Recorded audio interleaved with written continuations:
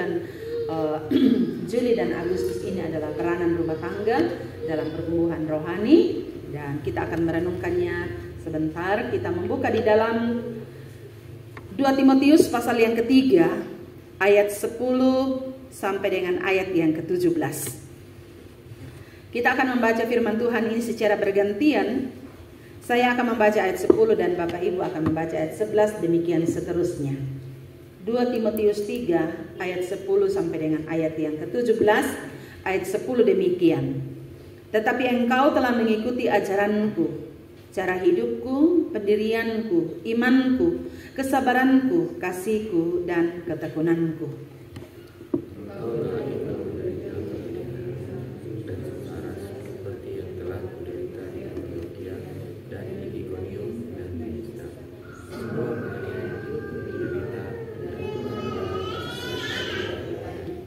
Memang setiap orang yang mau hidup beribadah di dalam Kristus Yesus akan menderita aniaya.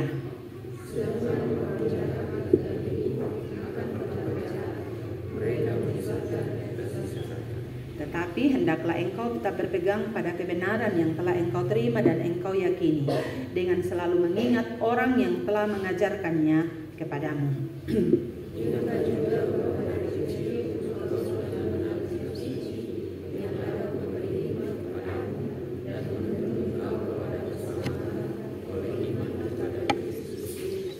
Segala tulisan yang diilhamkan Allah memang bermanfaat untuk mengajar, untuk menyatakan kesalahan, untuk memperbaiki kelakuan, dan untuk mendidik orang dalam kebenaran.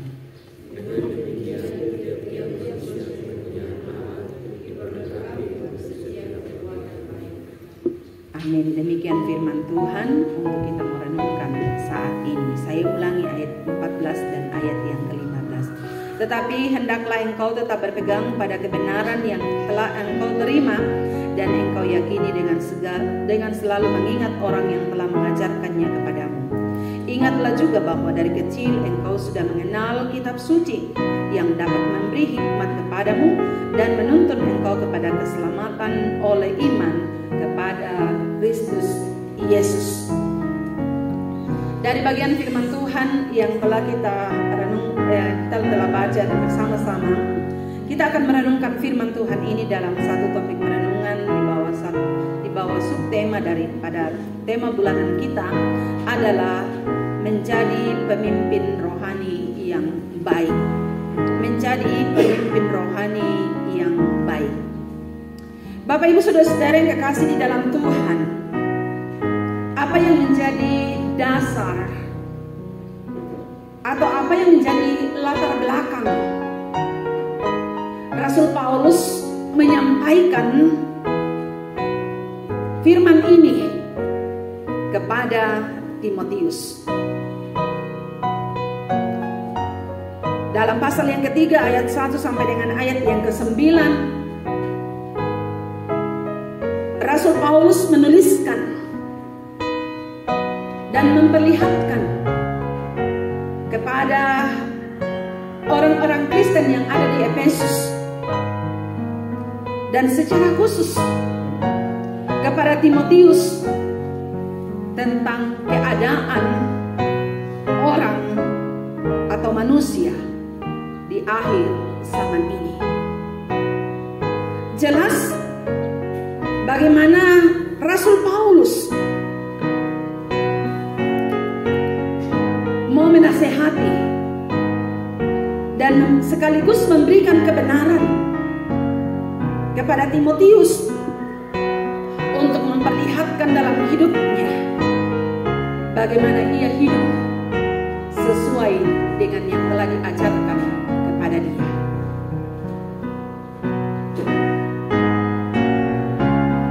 Kalau kita berbicara tentang menjadi pemimpin, mungkin dalam pikiran kita, memimpin itu berarti ada orang yang kita hadapi. Tapi terlebih, saya mau memperlihatkan kepada kita bersama-sama bahwa untuk dapat memimpin orang yang ada di sekitar kita, terlebih dahulu kita harus mampu untuk memimpin diri Itu harus. Tidak akan mungkin kita bisa memimpin orang lain kalau diri kita sendiri kita tidak bisa pimpin. Itu sebabnya Rasul Paulus berani menyampaikan kepada Timotius dalam ayat 10. Dia katakan, tetapi engkau telah mengikuti ajaranku, cara hidupku, pendirianku, imanku, kesabaranku, kasihku, dan ketekunanku. Hal yang luar biasa yang disampaikan oleh Rasul Paulus ialah bahwa Rasul Paulus telah melihat bagaimana Timotius mengikuti, dan tidak sembarang Timotius akan mengikuti apa yang diajarkan kepada dia. Bapak Ibu Saudara-saudara yang kekasih di dalam Tuhan, sekali lagi Rasul Paulus menginginkan dalam kehidupan Timotius agar dalam hidupnya dia boleh hidup dalam kebenaran dan tidak seperti dengan kehidupan orang-orang yang dituliskan di dalam ayat yang pertama sampai dengan ayat yang ke-9.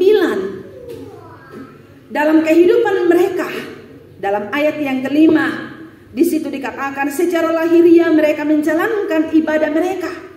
Ini Rasul Paulus dengan jelas memperlihatkan bagaimana dalam kehidupan mereka, dilihat dari kehidupan sehari-hari, mereka adalah orang yang taat. Mereka adalah orang yang mungkin dari pikiran kita katakan, oh mereka adalah orang yang setia, orang yang melakukan firman Tuhan. Tetapi dikatakan, tetapi pada hakikatnya mereka memungkiri kekuatannya. Dan Rasul Paulus katakan, jauhilah mereka. Harus dijauhi. Mengapa? Karena itu dapat berpengaruh. Itu dapat membawa dampak yang tidak baik dalam pertumbuhan kerohaniannya. Tetapi apa yang harus ia lakukan? Ialah dalam ayat yang ke-14 pembacaan kita, dia harus tetap berpegang pada kebenaran yang ia telah terima. Bapak Ibu Saudara-saudara yang kekasih di dalam Tuhan, orang-orang yang disebutkan oleh Rasul Paulus dalam ayat yang ke-5 itu adalah orang-orang yang memperlihatkan apa yang dilihat oleh mata, tetapi tidak memperlihatkan perubahan di dalam kehidupan mereka. Bahwa mereka hidup di dalam kebenaran. Mereka adalah orang-orang yang sudah bertobat. Rasul Paulus mau supaya Timotius benar-benar boleh memperlihatkan bahwa dia sudah menikmati keselamatan di dalam Kristus Yesus dalam imannya kepada Bapa di sorga. Yang kedua, Rasul Paulus melihat bahwa begitu banyak orang-orang yang membenci kebenaran. Dalam ayat yang ke-8, sama seperti Yanes dan Yambres menentang Musa, demikian juga mereka menentang kebenaran. Akal mereka bobrok dan iman mereka tidak tahan uji. Bapak Ibu Saudara-saudara yang kekasih di dalam Tuhan, dua orang yang disebutkan oleh Rasul Paulus di sini adalah orang-orang yang mereka adalah orang-orang dari Mesir. Mereka adalah kumpulan orang-orang Israel.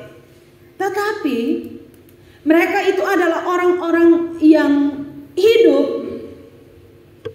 di luar kebenaran. Karena apa? Pekerjaannya adalah penyihir. Wah, ini suatu pekerjaan yang luar biasa. Kalau kita melihat apa yang dilakukan oleh Musa sejak Tuhan memanggil dia dan memilih dia, sementara saya merenung dan mempersiapkan kebenaran ini dengan mujizat-mujizat yang dilakukan oleh Musa, mungkin dia mau menyaingi Musa sehingga dia melakukan sihir itu, ya. Dia mau melawan Musa sebagai abdi Allah. Itu sebabnya dia menolak kebenaran. Dia tidak mau melakukannya. Dan dikatakan akal mereka bobrok dan iman mereka tidak tahan uji. Orang yang membenci kebenaran, orang yang menolak kebenaran di dalam hidupnya, pasti akan memperlihatkan suatu kehidupan yang tidak baik. Dan akan nyata dalam setiap tindakan dan tingkah lakunya dalam kehidupan bersama. Apa yang dapat kita simak dari dua hal yang saya sampaikan ini? Untuk menjadi pemimpin yang baik dan membawa anggota keluarga kita, membawa diri kita dan anggota keluarga kita bisa bertumbuh secara rohani dalam kehidupan ini, pertama-tama harus memperlihatkan keteladanan hidup yang baik. Harus memperlihatkan keteladanan kehidupan yang baik. Itu harus. Kalau kita mau menjadi pemimpin, itu yang saya katakan tadi, bagaimana Rasul Paulus menyampaikan kepada Timotius. Karena Timotius melihat bahwa apa yang dilakukan oleh Paulus dalam hidupnya adalah hal yang baik. Itu sebabnya dia mengikuti ajaran itu. Dia mengikuti cara hidupnya. Dia mengikuti setiap pendiriannya, keteguhan imannya. Dia mengikuti imannya, kesabaran, kasih, dan ketekunan. Luar biasa dia ikut. Saya menyampaikan tadi pagi, dalam kehidupan kita sebagai orang tua yang sudah berkeluarga, kita yang dikaruniai anak, yang diberikan kepercayaan oleh Tuhan untuk membimbing dan mengarahkan anak-anak. Bagi ibu-ibu pasti tahu ini. Sejak kapan kita mengajarkan anak-anak kita untuk memanggil anak kita mama? Pasti pada saat dia sudah terbuka matanya, kita mulai mengajarkan mama, papa. Itu terus kita ajarkan. Sehingga mungkin pada umur 8 bulan, betapa senangnya kita sebagai seorang ibu pada saat anak mengatakan mama. Mengapa dia bisa sampaikan seperti itu? Karena kita mengajarkan kepada anak itu, kepada bayi itu untuk mengucapkan kata itu. Mengatakan papa. Karena apa? Kita menyampaikan kepada anak itu, membimbing dia untuk bisa mengucapkan. Tidak katakan 1, 2, 3, tidak. Tapi yang pertama kita sampaikan mama, papa. Dan sekali lagi senangnya kita kalau mendengar kata-kata seperti itu. Kita ajarkan kepada mereka. Itu adalah sesuatu hal yang baik. Cara hidup kita. Lihat Bapak Ibu saudara-saudara yang kekasih di dalam Tuhan. Dalam kita beretika sebagai orang dewasa. Dan diikuti oleh anak-anak kita. Cara kita itu pasti akan diikuti oleh mereka. Tapi kalau kita dalam cara hidup beretika tidak baik, oh tiro bang ami to, muito yodulalan na senggol mga siya kok, ya? Karena apa? Mereka tidak melihat bahwa itu dilakukan oleh orang tuanya. Pendirian yang luar biasa dimiliki oleh Rasul Paulus. Sekali dia percaya kepada Kristus, satu hal yang dia katakan, tidak ada satupun yang bisa memisahkan aku. Ini pendiriannya dan diikuti oleh Timotius. Dia hidup di dalam iman kepada Kristus. Dia percaya kepada Tuhan. Dia hidup di dalam kesabaran, penderitaan luar biasa dia alami oleh Timotius, tapi dia tetap menjalani kehidupan itu dan diikuti oleh Timotius. Kasih dan ketekunan luar biasa. Menjadi pemimpin rohani dalam kehidupan kita. Membawa anggota keluarga kita, orang-orang yang bersama dengan kita di dalam keluarga akan mengikuti semuanya itu. Karena apa? Kita bisa menempatkan diri kita sebagai pemimpin dan memperlihatkan keteladanan hidup yang baik. Kalau kita menuntut anak-anak kita rajin ke gereja, tapi kita sendiri tidak ke gereja, bagaimana anak-anak kita mau mengikutinya? Ada satu cerita, ini adalah antara orang tua dengan anak. Suatu waktu atau dalam perjalanan kehidupan keluarga ini, mereka menyampaikan kepada anak-anaknya untuk rajin ke gereja. Bahkan memberikan persembahan kepada anak-anaknya untuk dipersembahkan kepada Tuhan. Ini adalah suatu hal yang luar biasa. Setiap hari Minggu dibekali anak-anaknya dengan uang persembahan. Bahkan diajarkan anak-anaknya untuk memberikan perpuluhannya kepada Tuhan. Dan itu diajarkan kepada anaknya. Tapi yang menjadi masalah di sini adalah suatu saat pendeta di gereja bertanya, "Mana bapakmu?" Bapak anak itu katakan, "Ada di rumah." "Kenapa tidak datang ke gereja?" kata pendetanya. Katanya ada kesibukannya, ada yang dia lakukan. Saat itu pendetanya mulai bertanya kepada si anak ini, "Siapa yang kasih persembahan?"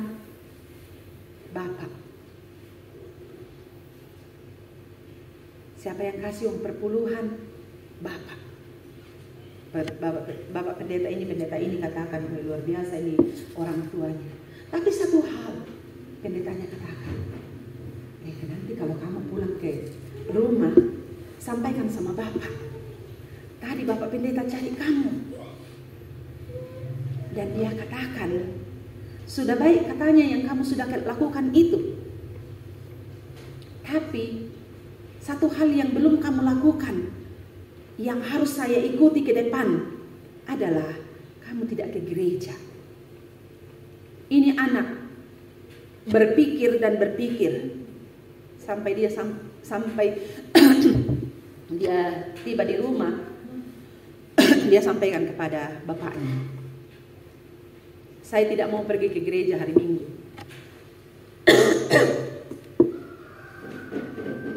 Bapaknya bertanya, "Kenapa?"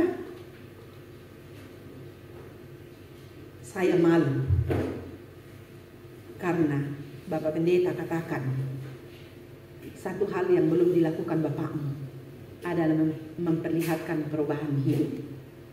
Dia harus datang ke gereja. Si bapak ini terpukul. Dan dia menyadari apa yang dia lakukan kepada anaknya selama ini. Ternyata ia sudah mengajarkan sesuatu yang baik, tetapi belum memperlihatkan kehidupan yang baik kepada anaknya. Bapak Ibu jemaat yang kekasih di dalam Tuhan, bagaimana dalam kehidupan kita? Rasul Paulus katakan dalam ayat yang ke-14 bagian terakhir, "Dengan selalu mengingat orang yang telah mengajarkannya kepadamu." Menunjukkan kepada siapa? Siapa yang akan selalu diingat oleh Timotius? Pertama adalah orang tuanya, neneknya Lois dan ibunya Eunike.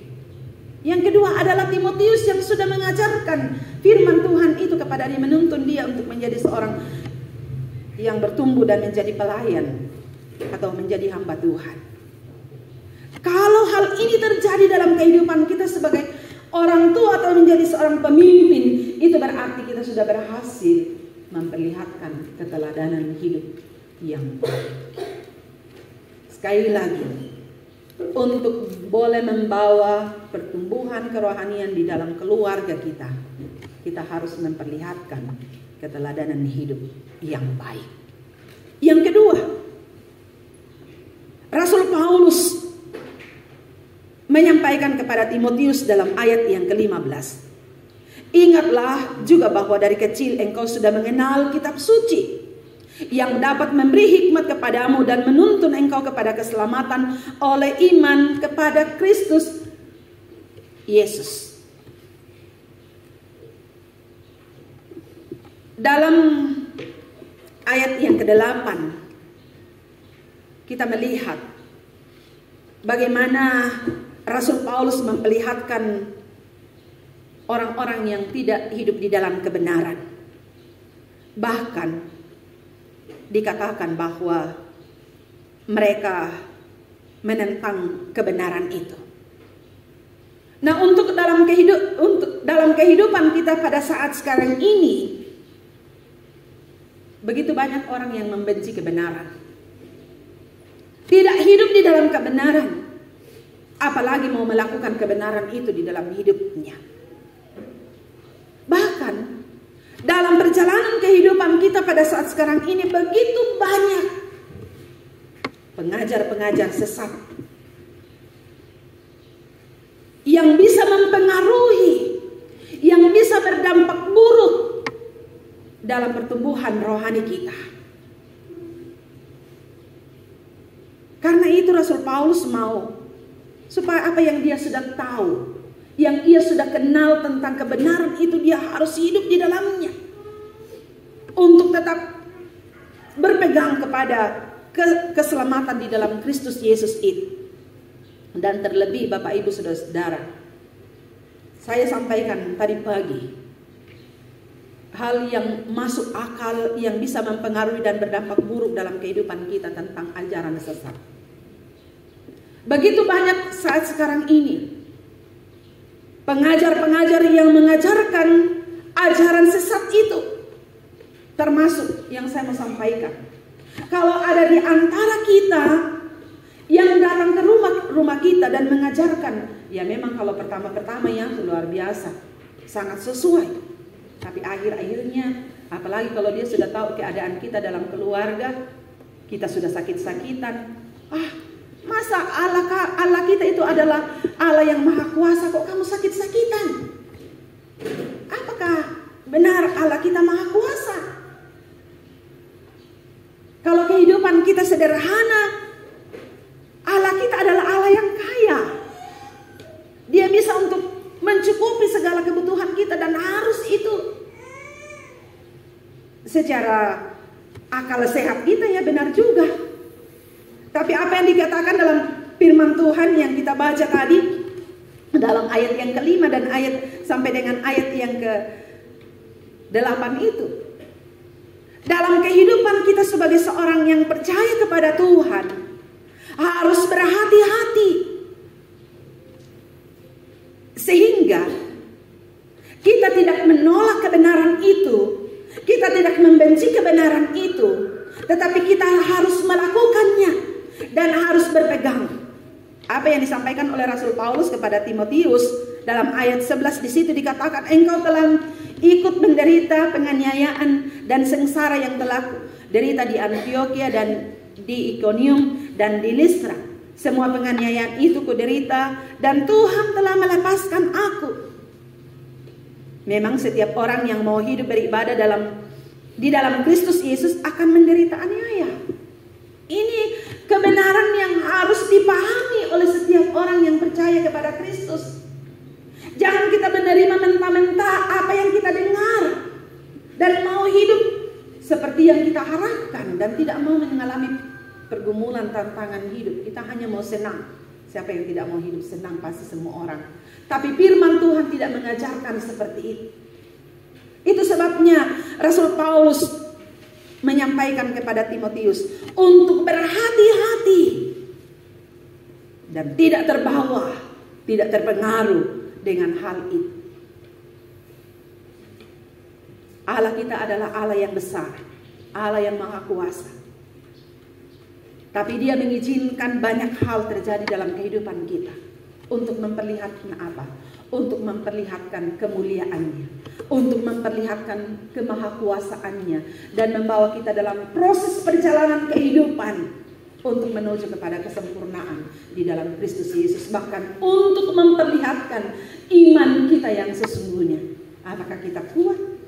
Apakah kita tahan dalam setiap pengalaman-pengalaman itu, atau kita mundur dan meninggalkan iman kita? Itu sebabnya di dalam pasal 1 ayat 4, ayat 13 dan ayat yang ke-14 Rasul Paulus kembali menasihati Timotius, dia katakan, peganglah segala sesuatu yang engkau dengar daripadaku sebagai contoh ajaran yang sehat, dan lakukanlah itu dalam iman dan kasih dalam Kristus Yesus.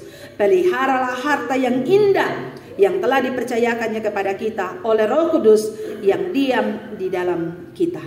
Peganglah segala sesuatu yang telah engkau dengar sebagai ajaran yang sehat. Menjadi pemimpin rohani adalah memberikan ajaran yang sehat kepada diri kita, kepada keluarga kita. Yang kedua adalah memelihara harta yang indah. Memelihara harta yang indah. Beberapa minggu yang lalu Bapak Pendeta menyampaikan tentang fungsi kita. Kenapa Tuhan tidak mengambil emas, mutiara, perak dan lain-lain untuk dijadikan sebagai jati diri kita sebagai seorang yang percaya kepada Tuhan. Kalau hal itu pasti kita akan pelihara. Saya katakan lagi tadi pagi dalam ibadah pagi, kita yang punya emas, ya nabatung odin panni, kasalapalapa bikin dakai. Bahkan bagi yang punya anak kecil yang punya anting, ya mungkin baru setengah gram. Baik aduh karena bisa setengah gram. Anting nabi apiak bayi. Ya nata ada itu setengah mati keindakai. Karena apa? Itu sangat berarti, bernilai, berharga. Apalagi kesini sama gram. Lah bila ada ke 10 gram. Wah, nang latih korek-korek diandakai. Pernah satu kali di Sorowako ada seorang ibu yang punya kalung, dan kami pergi ke tempat rekreasi. Ternyata ikatannya itu longgar. Dan pada waktu kami sudah berenang, dia mulai mengkapus-kapus kendake. Mau tadi mau kutu kalungku. Ya, saat itu dia sudah mulai tidak tenang.